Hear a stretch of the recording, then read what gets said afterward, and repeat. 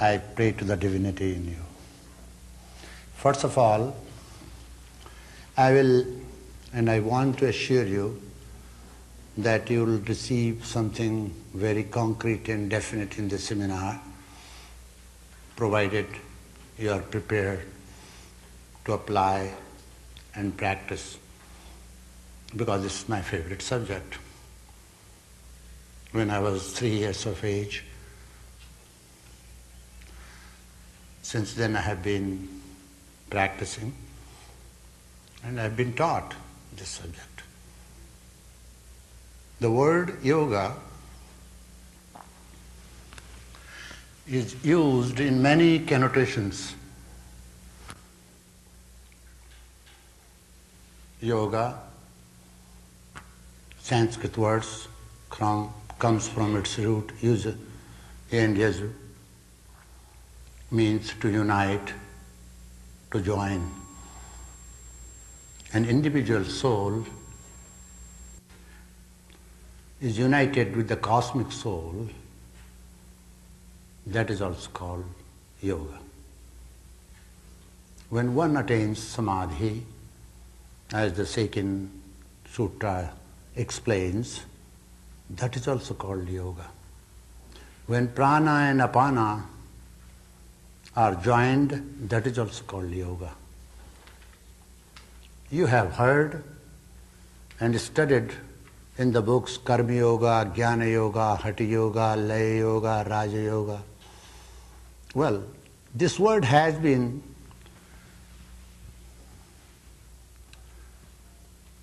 two, 3 times used in the Bible as thy yoke.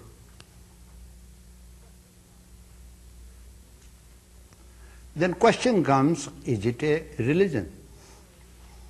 No. Millions in the world are trying to search and seek the truths and self-realization, or as the religionists put it, God. But orthodox religions do not satisfy their needs. So they are questioning life, both in the East and West.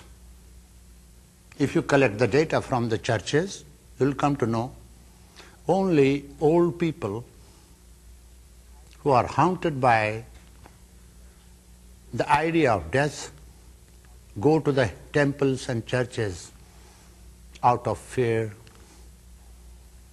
thinking that the house of God will give them some solace. But questioning mind cannot be satisfied.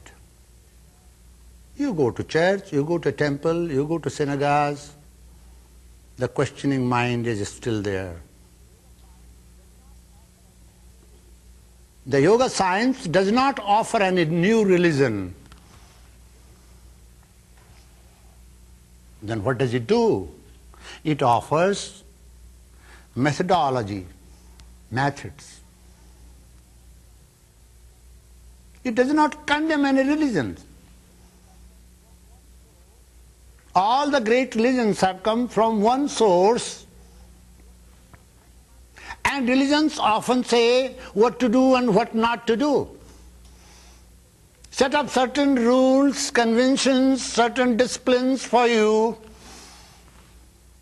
which are not fully satisfying. So, yoga science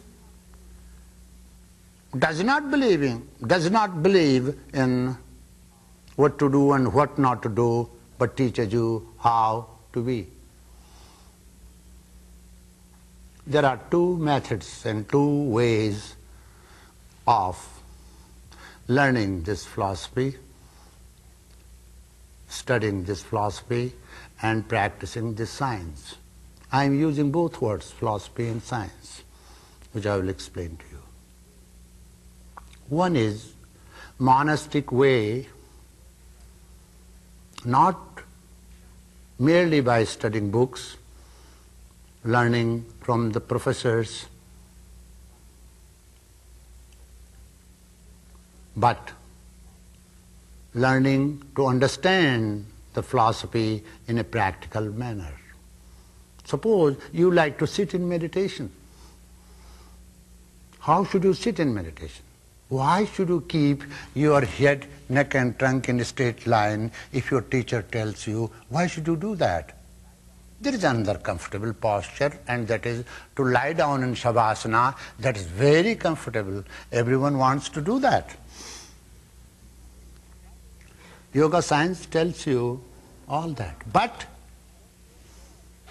some 5,000 years when there were no printing presses, no means to communicate, to impart the teachings during those times, the students used to remember the Shrutis, those unspoken great words of wisdom which seers found out in their deep meditation.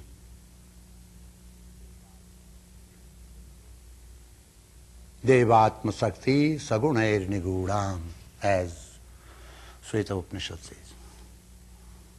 Te dhyana yogena gatanupashyan.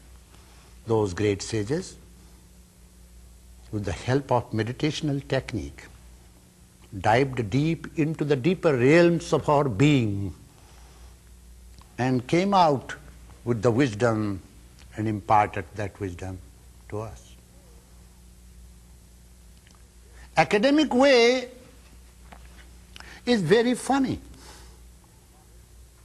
First of all, there is no university and college that teaches Yoga Darshana fully. They mention something about Yoga Darshana. There is no church which teaches the last chapter, book of Revelation. I went throughout the churches and monasteries.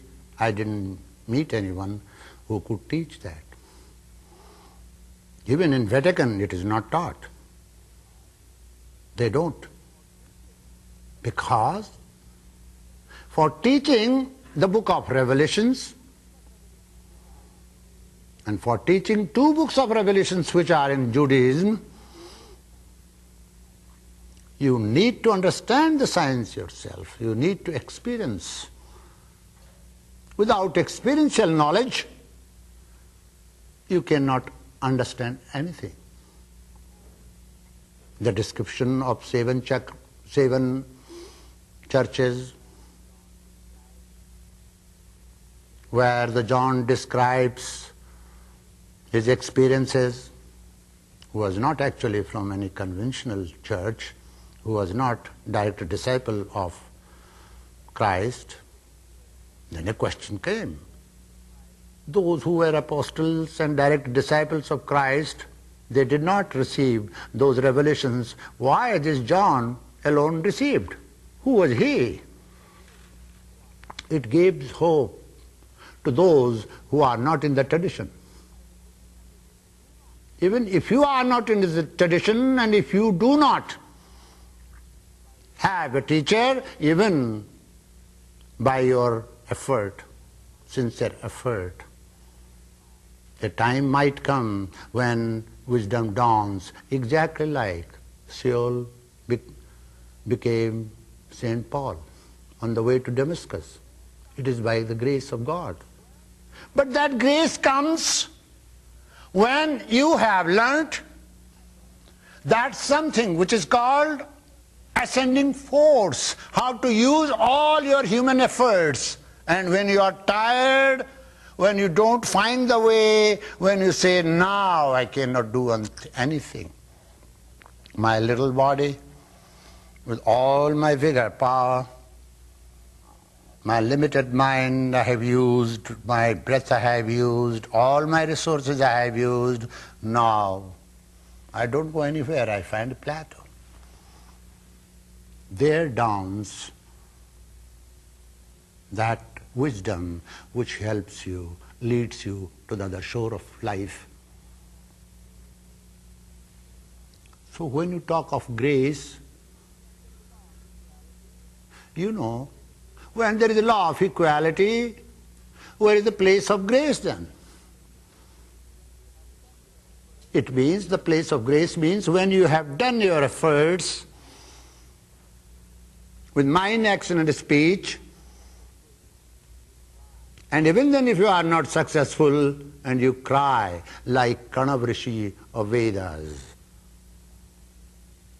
That's why he's called Kanav, means he used to cry. He cried, bitterly cried, that I have made all the efforts. And after making all the efforts, I have not attained anything, my Lord. Suddenly, the field of mind expanded and you go beyond the unconscious to the domain of peace and happiness within you. Many of us, most of us believe in God according to our convenience. When we have something, that something is not being attained and achieved by any other way, what do? We say, oh God, help me. And when we receive help, we forget. So partially we all believe in God and partially we all are agnostics. You know the word agnostic came from a particular person, a family name was called Ignomen. He did not believe in God, but he never disbelieved in God. He left it as a question. As we all have question, life is a question in front of us. But then how are we using this little mind, which is like a foot rule, to measure this vast universe and its mysteries and its creator, if there is any? So when we try to think and see the limitations of our mind, then we suddenly remember aphorism, which is called a sutra. Yogas chitta vritti nirodha. That aphorism and sutra, a compactus, abstruse and complete.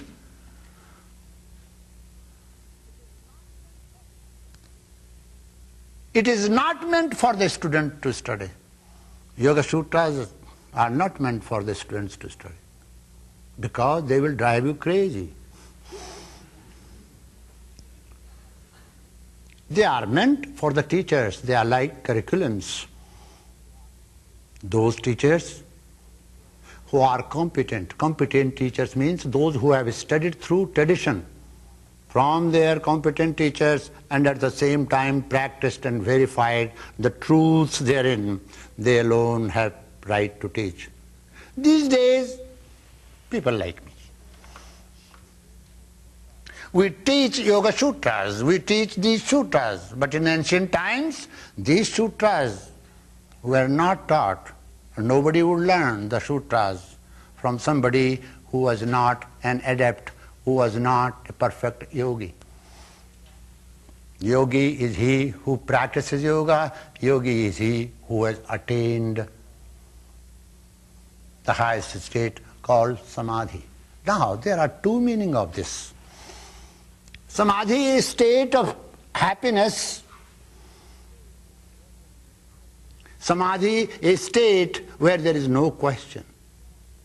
If you resolve all your questions, if there are no questions in your mind, can you imagine what will be the condition of your mind? How will you think and what type of thinking you will have? In a state of samadhi, you lead your mind to that state by training it. I differ with the word chitta vritti nirodha, the second sutra. The way it has been explained into English language. because there is no equivalent word in any other language but in Sanskrit, which I will explain to you. Historians are trying to find and search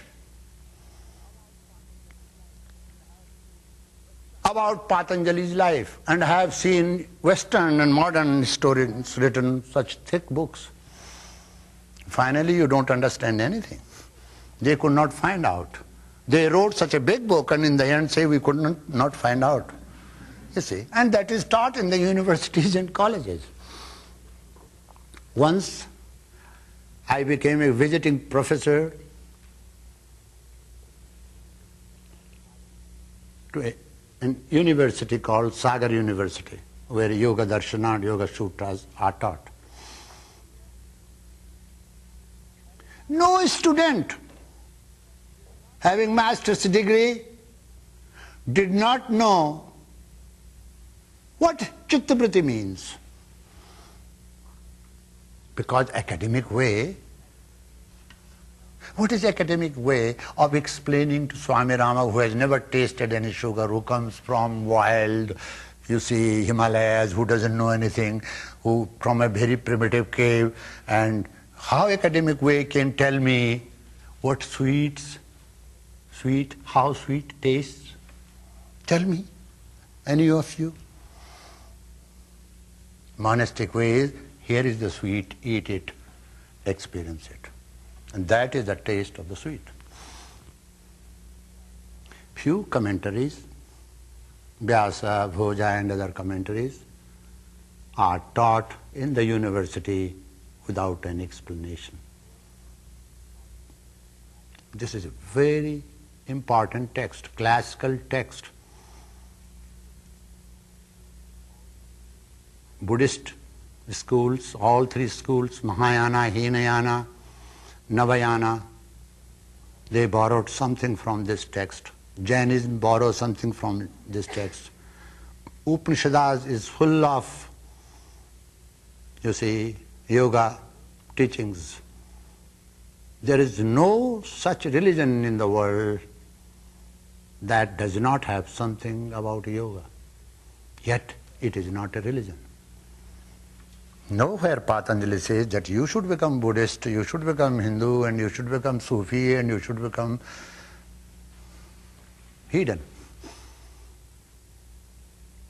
The first sutra says, Atha yoganusasanam. Now, here begins the discipline of yoga. Now, when you say now, do this, it means your teacher has told you, instructed you to do something before that, and when you are prepared, when you have accomplished and when you have completed, then your teachers tell you to do something. It means the preliminaries are not mentioned here. What teacher said before, this now, no one knows. Only the student and teacher know. So there are preliminaries before you practice this science, yoga science. You have to accomplish, you have to practice those preliminaries, then you will understand the aphorisms. These aphorisms are called yoga darshana. They make yoga darshana. Yoga darshana. Darshana words comes from its root drishyate annena, through which you can see. As you see your face in the mirror, through this darshana, through this classical text, you can see the self. That's what darshana means. It is called sutra. Sutra means string. That string which binds many beads is called sutra.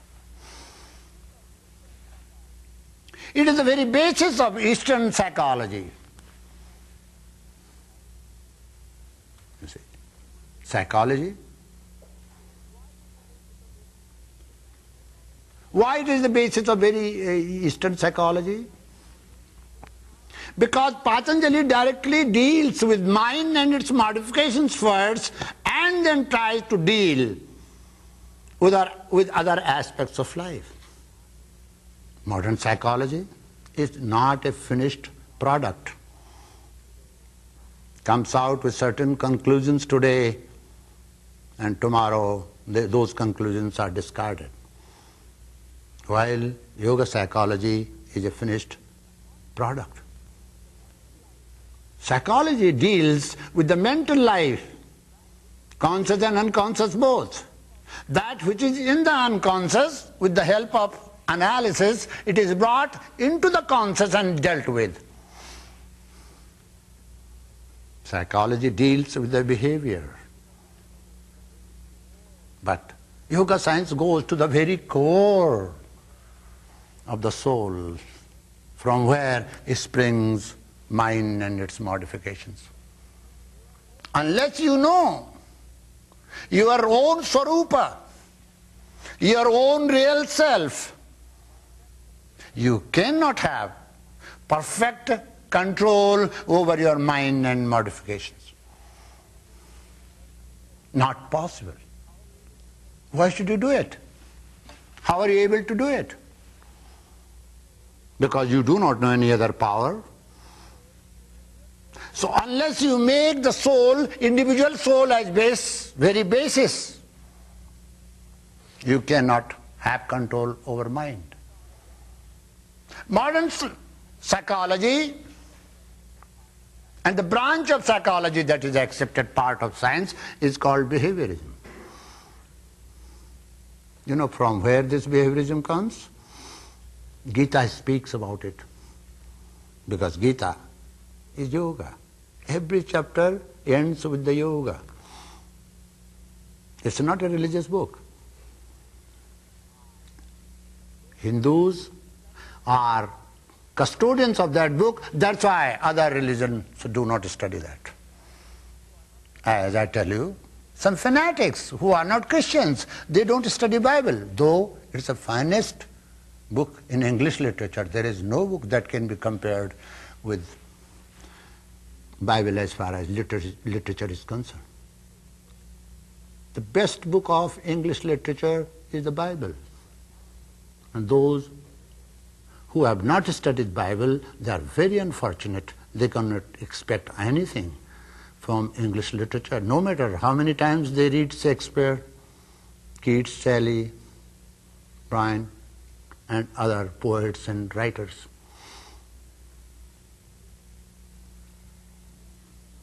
It's amazing to know that the bulk of literature which these Brahmins stored cannot be studied for 100 lifetimes if you live 100 years in every life. There's so much literature. But there are only 6 darsanas, 6 systems, 6 streams of philosophy, thought. And Yoga Darshana is one of the most ancient darshana. The date of Patanjali can never be known by historians, because Patanjali was not any human being. It's a surname. Yajnavalkya, Patanjali, Vyasa, these 3-4 words, they were not any particular human beings, and if they were, then there were many Patanjalis, many Vyasa at different times, according to Brihadaranyaka Upanishad, the testimony I am giving you. And there is a saying, Hiranyagarbho yogasya vakta nanya puratana. One who was born first, the first that came into manifestation. He was the first teacher of yoga. So first teacher of yoga was not Patanjali. Patanjali was only codifier of yoga science.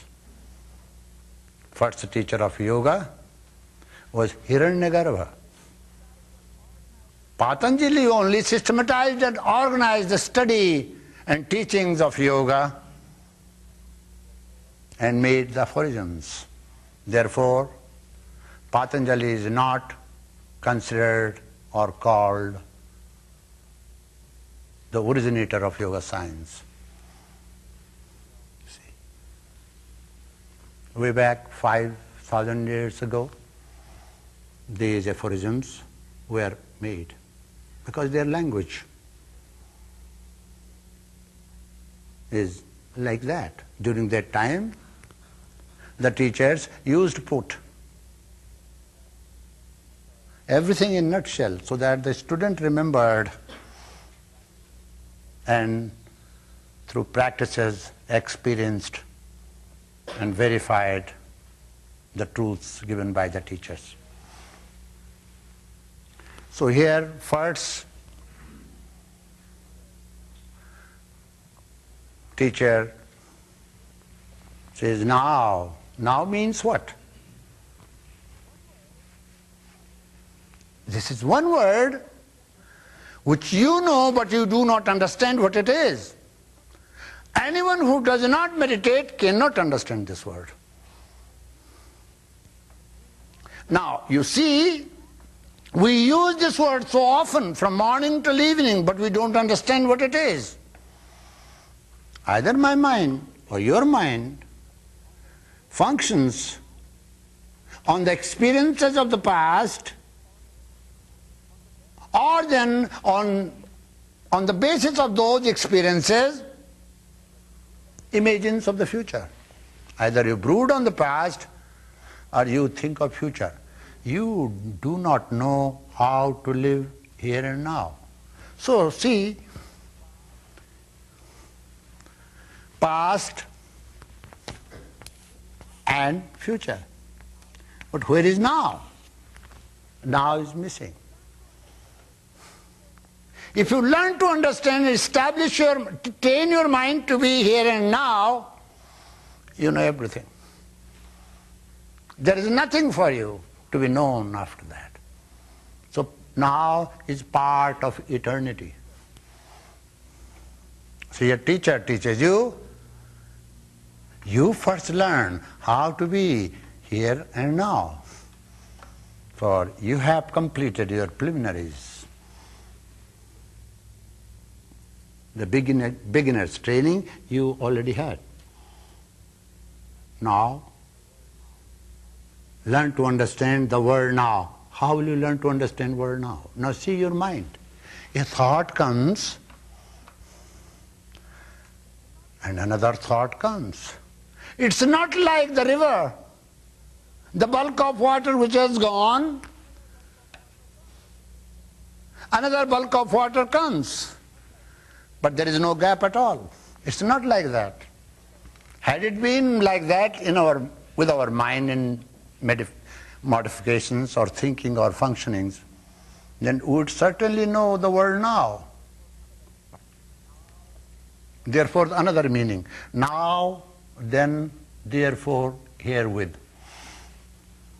These are the meanings of the word now. You see.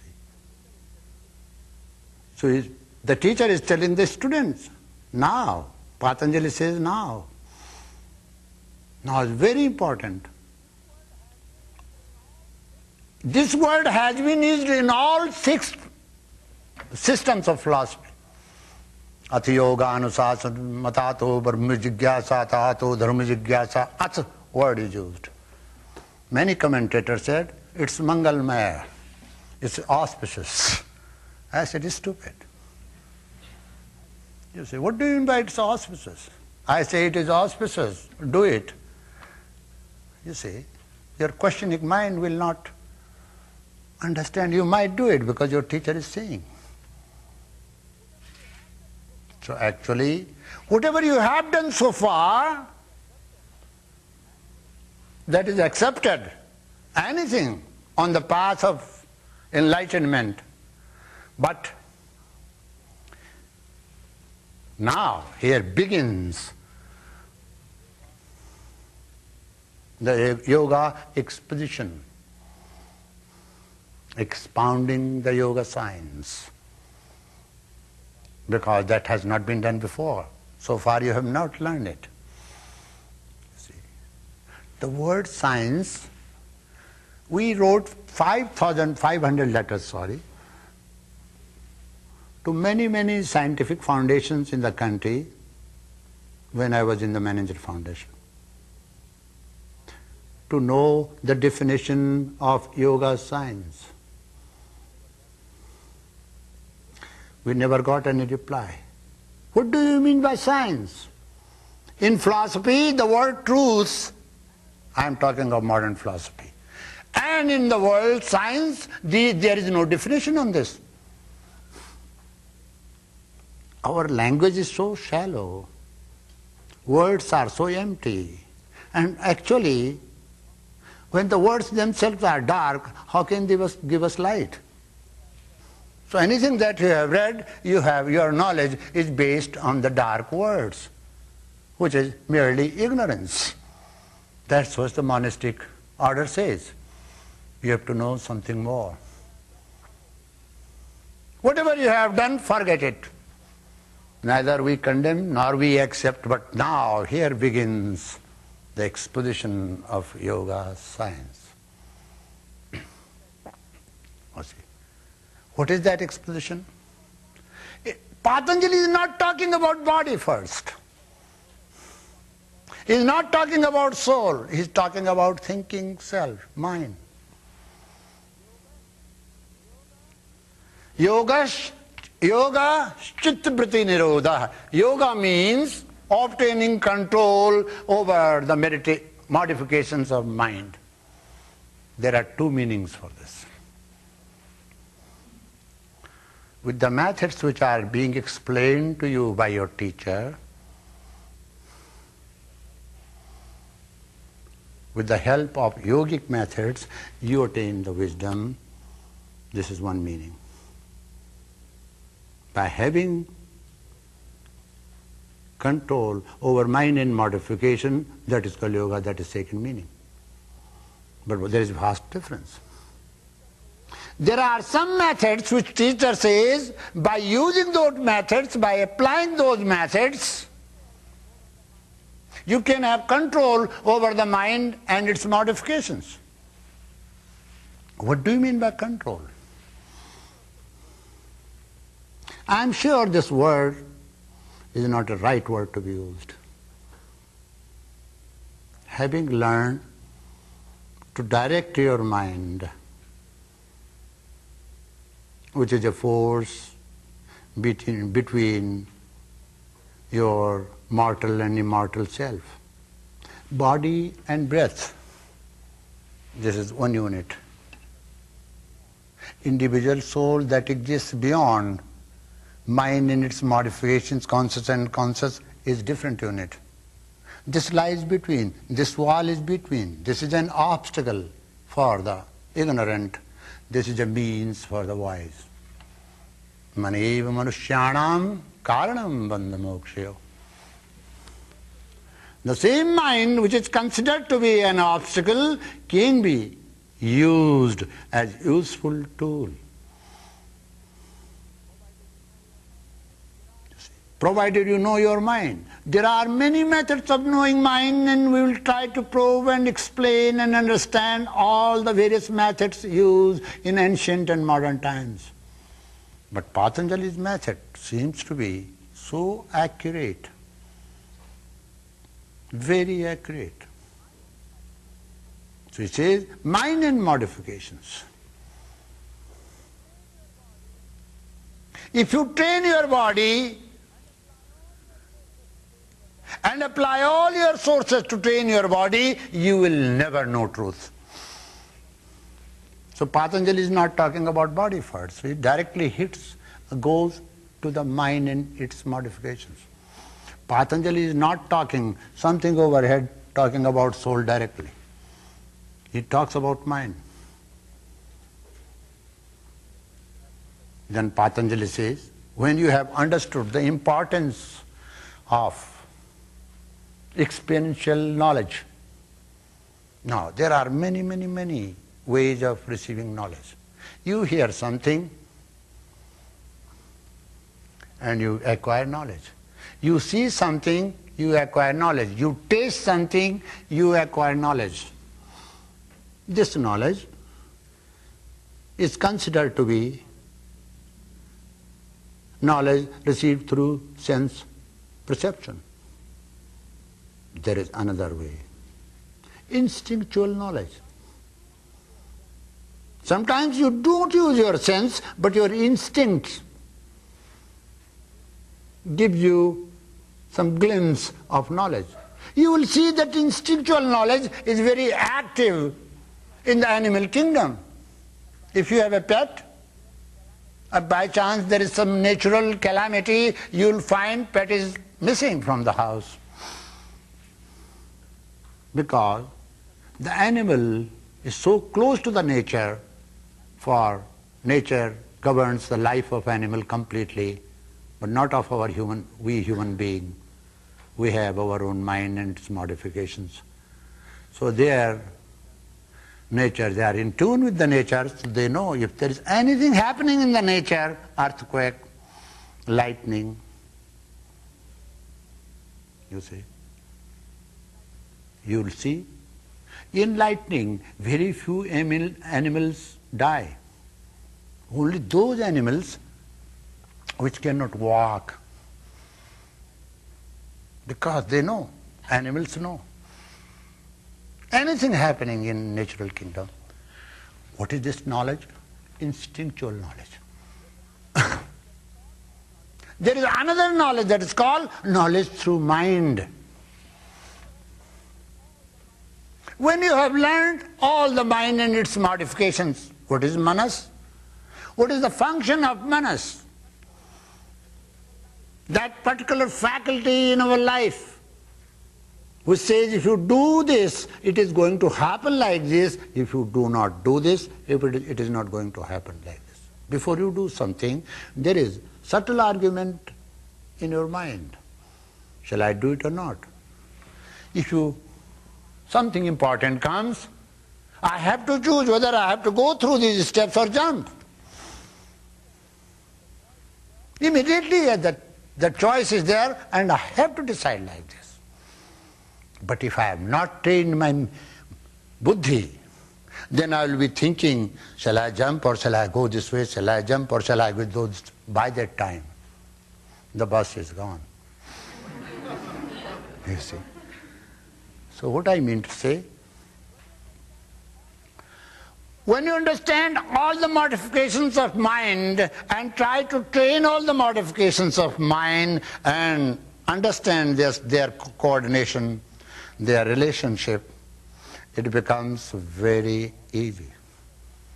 Then all the decisions that you take will be accurate. Anything you do will be fruitful. When you go through that indecisiveness for a long time and cannot decide, today's intellectuals do often go through that problem. They have a serious problem of not deciding to do things on time. You see. This is a serious problem with today's intellectuals. They sharpen their intellect only on one direction and they do not know how to decide because they have not sharpened another faculty of the same buddhi, another aspect of same buddhi which deals with decisiveness, discrimination and judging. We will explain all this in details. If someone comes for a day and do not come after 3 days and say, I will listen to Swami Rama on Yoga Sutras, after 2 days he will not understand anything.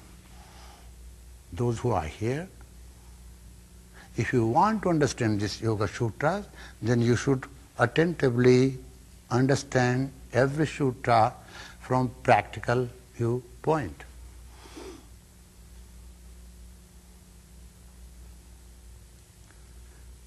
I will go back and tell you. When I went to Sagar University as a visiting professor on a viva.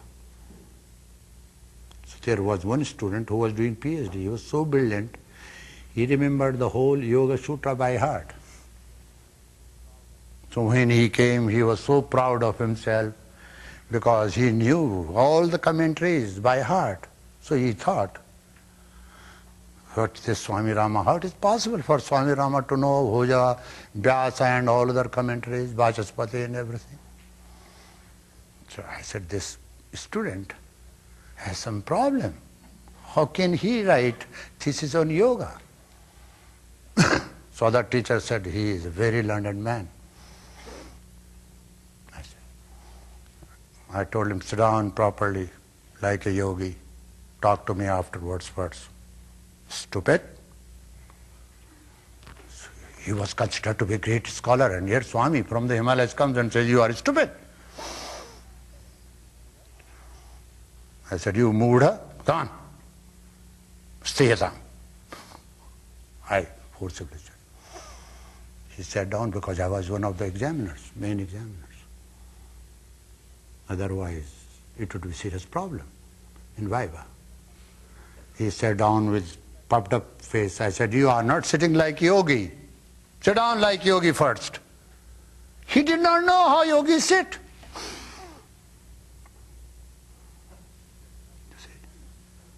He said, sir, what is that? I don't know. I have not read in any of the sutras how yogis sit. I said, then what for are you writing commentaries? You see, that practical lesson, that practical teachings are missing even from our home life. Our parents teach us strongly, and we all want our children to speak truth. Yet they don't speak truth. Why? Do you think that they are not obedient to us? No, that's not true. They love us, they are obedient. But we don't know how to teach them how to speak truth. If child comes forward, mommy, tell me, is truth different for you and me?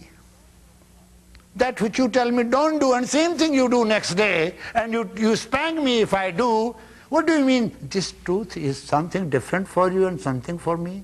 Mommy cannot explain. We cannot teach our children how to speak truth.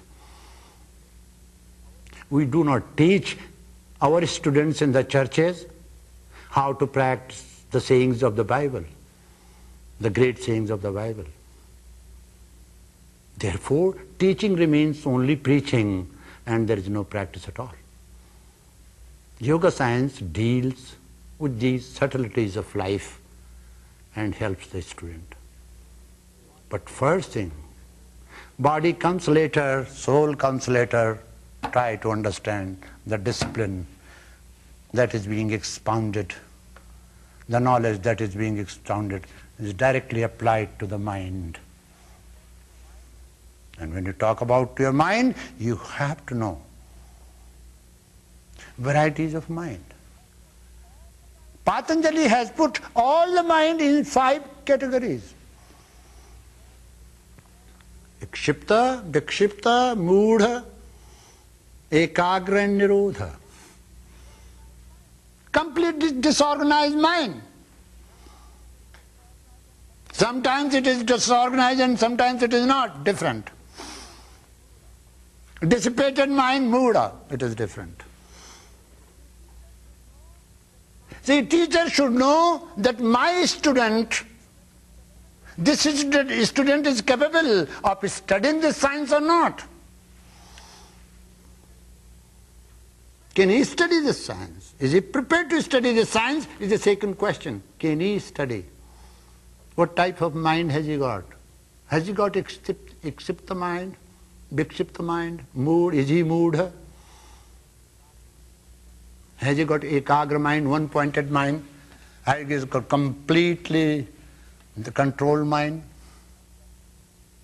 This is a subject. This is like giving prescription to the patient.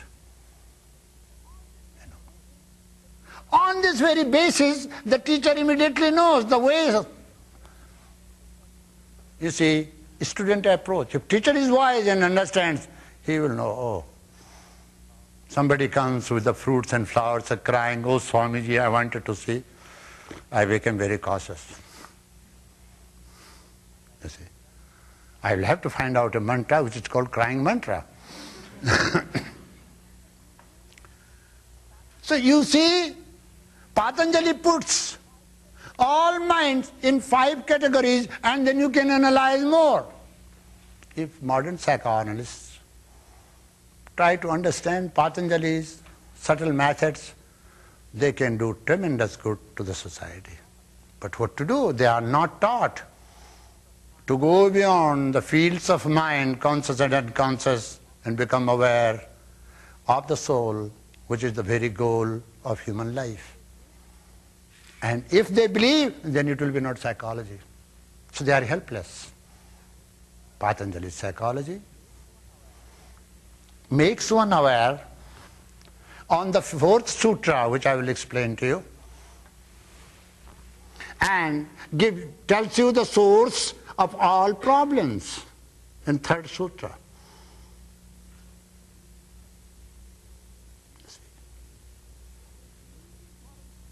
So it's easy for a teacher to understand the mental situation of his student, sometimes so accurately that you cannot believe. And you call it, oh, Swami Rama, you see, reads our mind. I don't read our mind. You see, you are helping me to know through your behavior.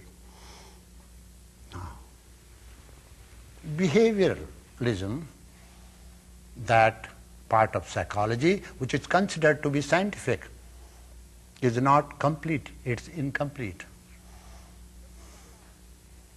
Suppose I laugh. I laugh because you are laughing. Second time I thought, am I a fool to laugh? Because I have not understood it.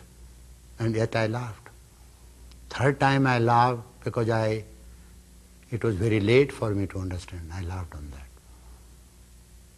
One laughter, same gesture, same action has 3 different origins.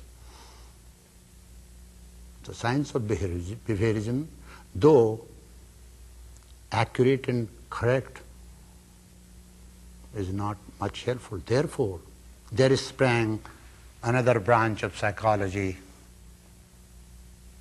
and Freud, James, Williams, those great psychologists tried to go to the deeper aspects and to find out. But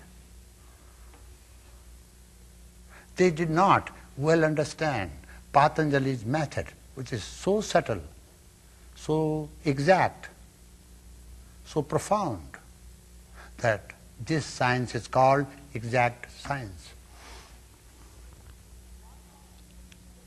Why Patanjali does not talk about physical human being? Patanjali says that whole of the body is already in the mind. Understand this. But whole of the mind is not in the body. So I want to teach you first mind, and then I want to teach you body and soul both. You should know your mind first. In English, the word man, M-A-N, man, is actually Sanskrit word. We say, oh man, where are you going? M-A-N is actually, should be pronounced as man, M-A-N, man, not man. You go to Australia and ask a friend, when did you come? He'll say, I came to die. Have you understood what it means? I came to die. Another listen, I came to die. It means I came today. So the word English man actually means mana. M-A-N, mana. Mana means mind. Oh human being, you are a thinking being. You are not only a breathing being or physical being like animals, but you are a thinking being which is not found in another kingdom. That's why I call you man. So Patanjali directly deals with the mind first. and its modifications. When I explain to you the very nature of chitta, you'd be surprised to know how he explains what chitta is, one of the modifications of mind, one of the aspects of your being, internal being. As you have limbs outside, 4 gross limbs, 2 lower extremities and 2 upper extremities. So there is a man inside you who also has 4 definite limbs. Antaha Karana. Anta means inside, Karana means that which functions inside. That which functions inside is real man, that which functions outside is only projection of that real man. You are projection of that, what you call mind. Therefore, body will follow the mind. It's not necessary that mind is followed by body. Mind does not follow body, but body follows the mind. Definitely. Therefore, mind is not projection of body, body is the projection of mind. Patanjali dived deep into the deeper realms of his being and found out the various functions of his mind. The method of Patanjali is unique.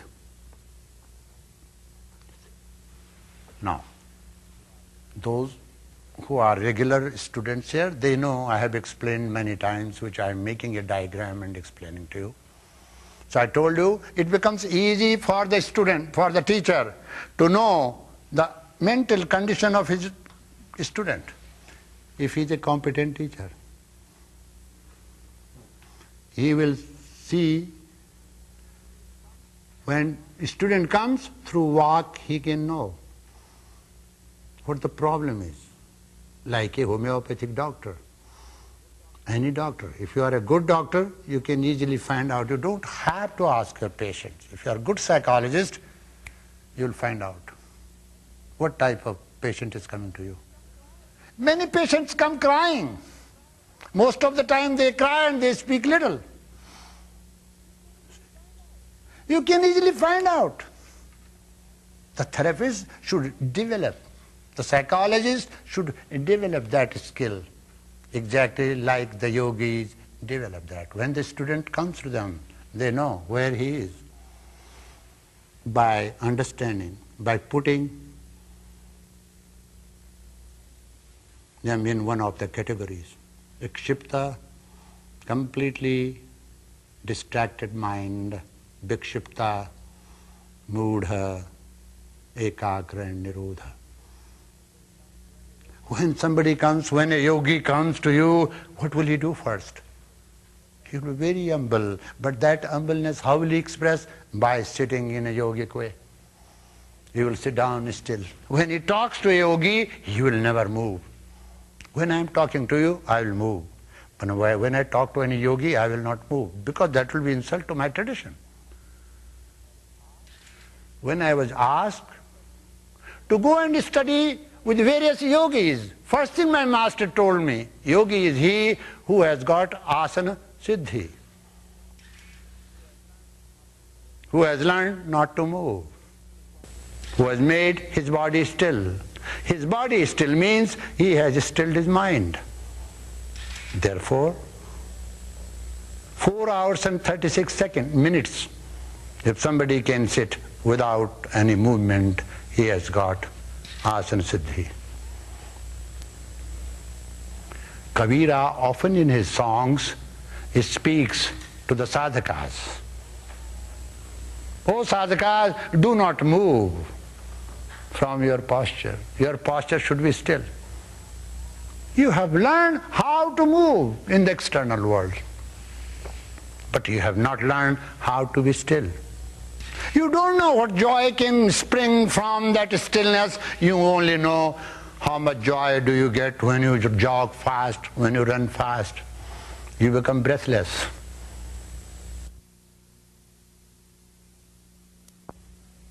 But when you become still, you become full, you remain full of joy, That's entirely a different joy. That's a joy beyond all explanations, inexplicable joy. That joy beyond all bounds you can enjoy. Still, how to be still. So when a yogi comes to talk to yogi, they speak in precise language. That's called Sandhya Bhasha.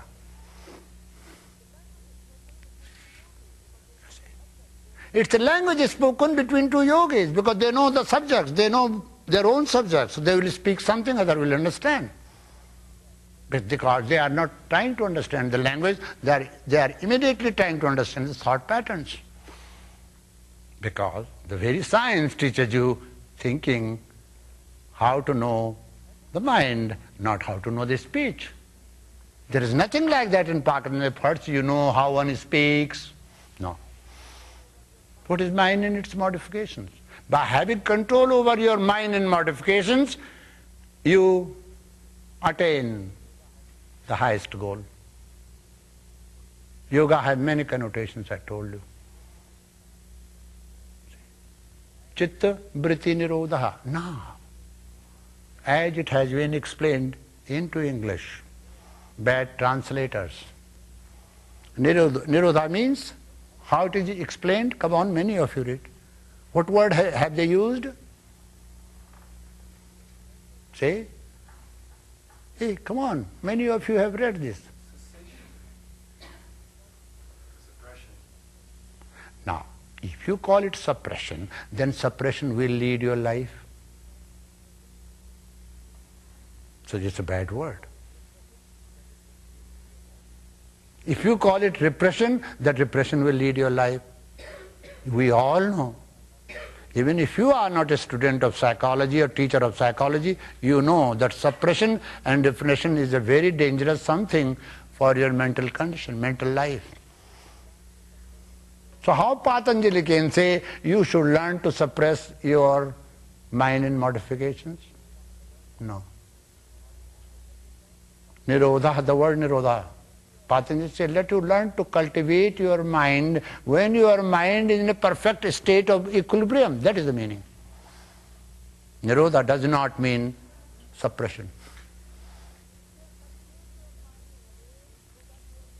Prepare, cultivate your mind in a way so that your mind attain a state of equilibrium and tranquility, so that it is fit to attain samadhi. That is the meaning. That's not the meaning. Suppress your mind, any feelings you have, suppress your thought, and you will become a yogi. You will become diseased. You can never become yogi. You will become sick. You can never become yogi. And most of the English texts say like that, translate that way. So yoga means obtaining control. Control means what? Do you want to be controlled by anybody? That's not the right word. In modern language and modern psychology, it is accepted to be crime to control somebody. If wife controls husband, it's not considered good. If husband controls wife, that is also not considered good.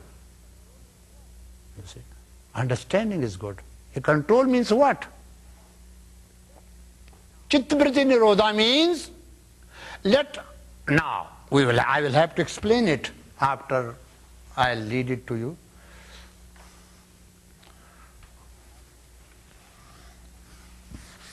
I'll tell you what is that control which Patanjali said. The way I was taught in a monastic order, I am teaching you the same way.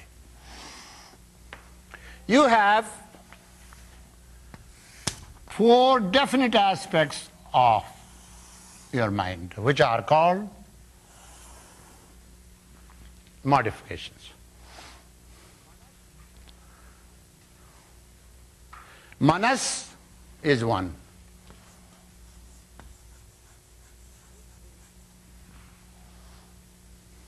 Buddhi,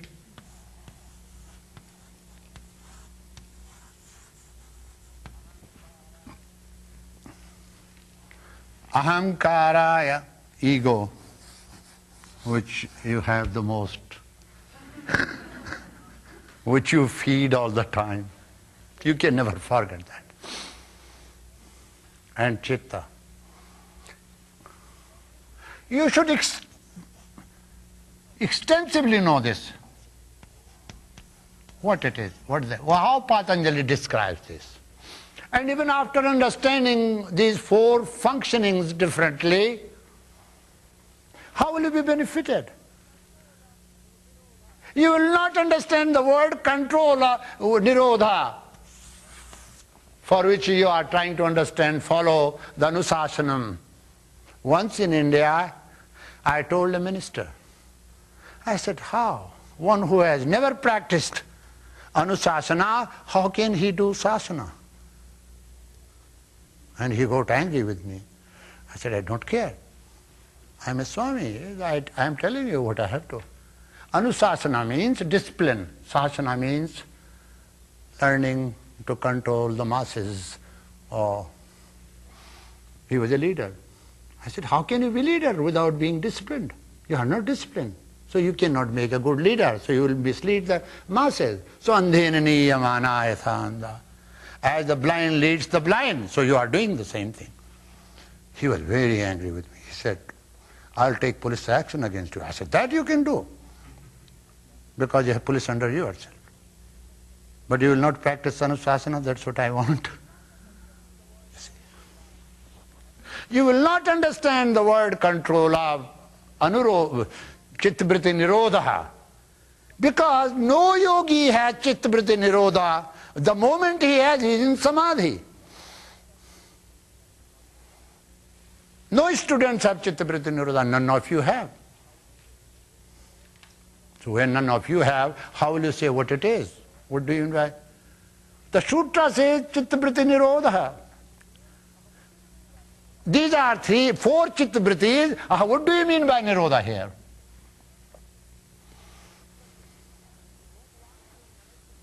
You say suppress them. Meaning you don't want your manas to think, you don't want your buddhi to function, you don't want your ego to function, you want your chitta to function, you want to suppress all the qualities of different faculties of your mind. Why do you call it suppression? Therefore, that translation is outdated. I don't accept it. You see. What real meaning is? Now, what does manas do in your life? Understand it. Pay full attention towards this.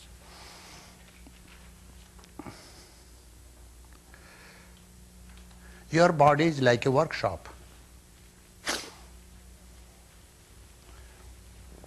Now, in the workshop, there is somebody who is responsible for importing things and exporting things.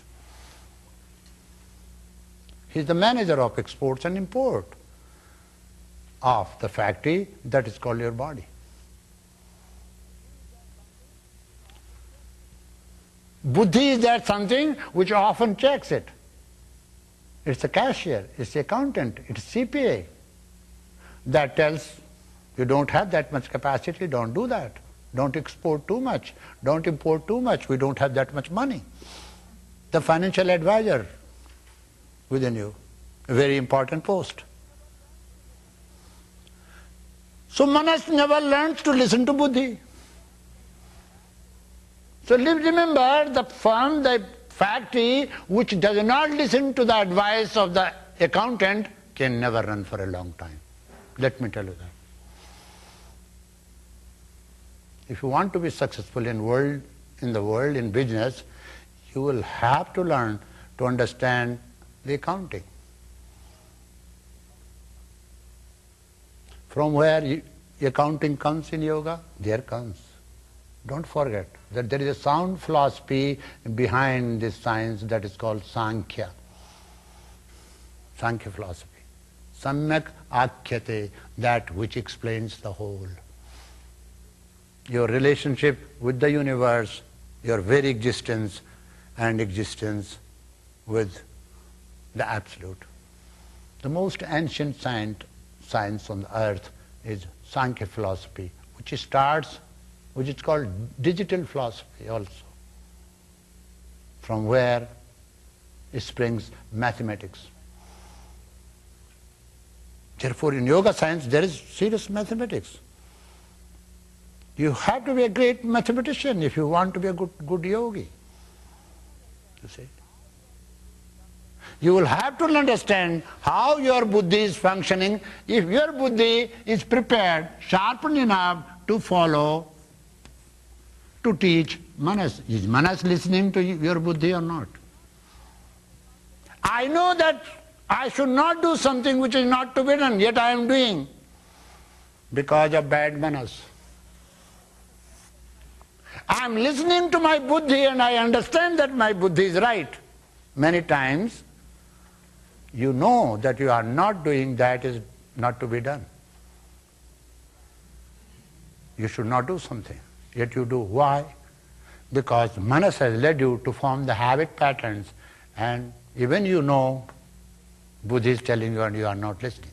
It means there is no perfect coordination between buddhi and mind, between the two faculties.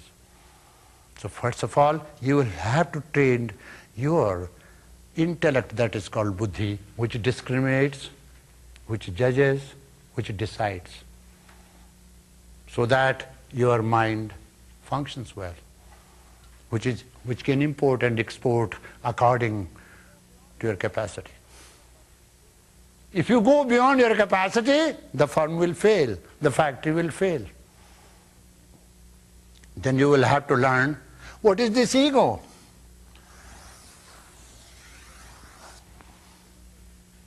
Great deceptions, a mire of delusion, have been created by this ego. Ego is that which stands between you and the reality, that never wants to tell you and allow you to know the reality, because it has cheated the reality.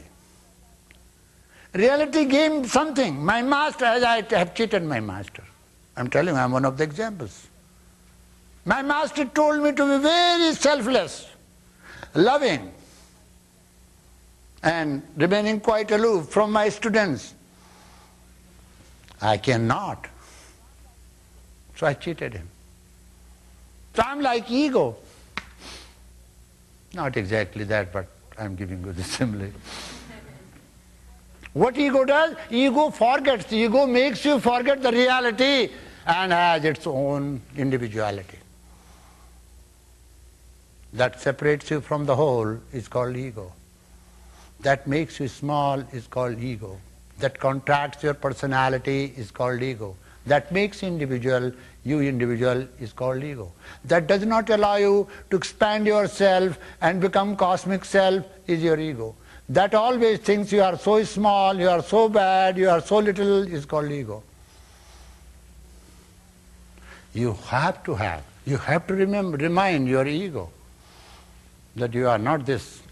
This is not your firm. This body is not yours. This mind is not yours. Don't go in ego trip. But what are you doing? When you are praying, actually you think quietly, whom are you praying to? Ego. For whom? Ego. What for are you eating? For ego.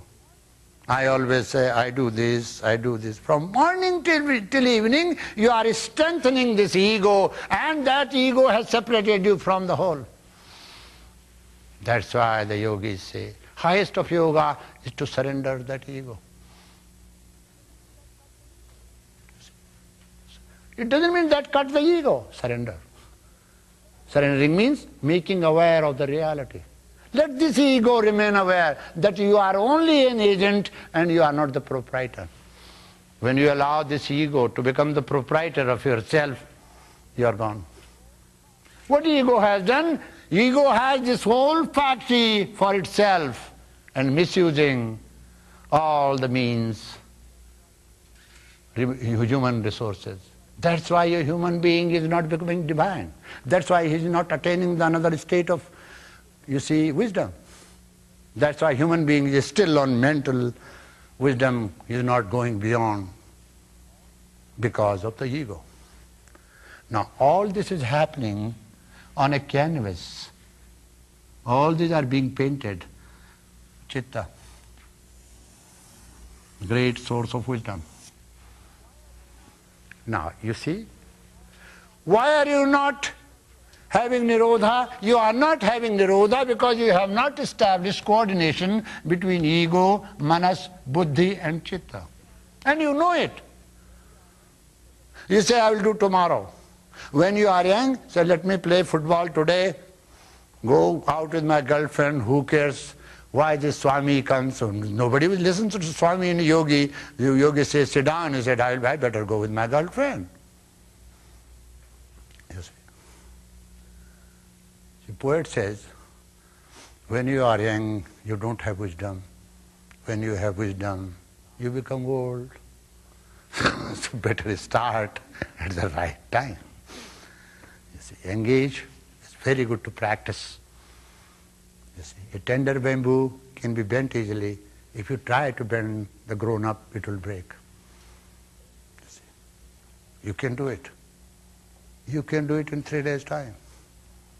You can attain in 3 hours' time, provided you have full determination.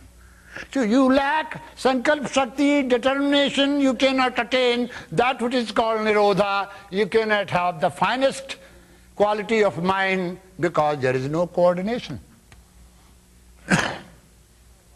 Now, if there is no coordination in my body, my hands tell me to go this side, grab something, my mouth says grab this, eat this, my eyes say see this, what will happen to me? I will be working like crazy. According to yoga, those who don't have Nirodha, they are like crazy people. Be aware of the crazy people in the world. But here I see everybody is crazy. Where do you live? And you yourself are crazy, living with the crazy. We have to help ourselves by understanding this. We have to understand how manas functions. What is the function of manas? What is the function of buddhi? What is the function of chitta? What is the function of ego? Such a mind which is attained, cultivated, that state of ego, that state of equilibrium is prepared for samadhi, otherwise not. Not before that. So suppression is not right translation. I don't accept it. I was never taught to do that. What do you mean by suppression? All the suppressions do bring misery. You see anything you suppress, you do same thing in your dream. Dream helps you, nature helps you not to suppress. And you are suppressing. Therefore, suppressing is not the right word. Nirodha is the right word, which cannot be translated into English language, but say, cultivate, coordinate all the aspects of your mind, cultivate that mind which leads you to a state of wisdom where that mind is fit enough to attain the highest state called samadhi. That's what yoga is. After understanding the Nirodha, you attain samadhi. So there are 2 meanings. Chittavriti Nirodha iti yoga. And through yogic techniques, you establish the coordination, cultivate that wisdom and attain samadhi. There are 2 meanings of this. Third, then what happens? The aspirant, here one word has come. The word seer has come. When you have done it, then you become seer, not before that.